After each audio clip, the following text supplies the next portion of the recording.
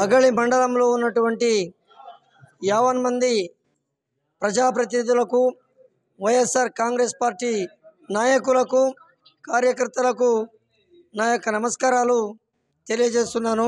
నిన్నటి దినం జనసేన పార్టీ అయినటువంటి పార్టీ అధ్యక్షుడు జగనన్న గారిని వాలంటీర్లను లేనిపోని ఆరోపణలు చేస్తూ ఇది చేస్తున్నాడు.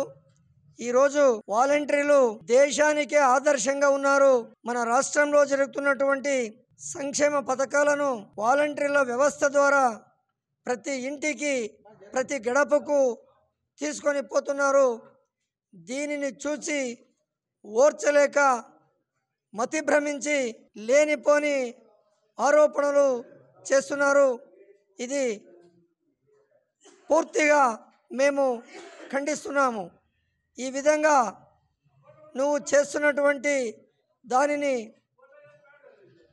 మరీ ఈ విధంగా పునరావృతమైతే జనసేన అధ్యక్షుడైనటువంటి నిన్ను నాలుక కోసేస్తామని, ఖచ్చితంగా ఇటువంటివి రాకుండా చూడాలని నేను చెప్తున్నాను.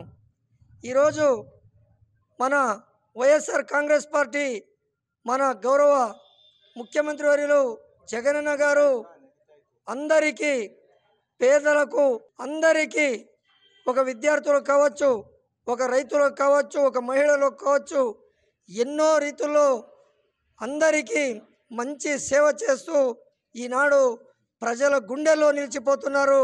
అటువంటి వారిపైన, వాలంటీర్లపైన రేపు రాబో ఎన్నికలలో మేము ఖచ్చితంగా ఓడిపోతాము అనే నువ్వు వాలంటీర్ల గురించి మాట్లాడటం తగదు.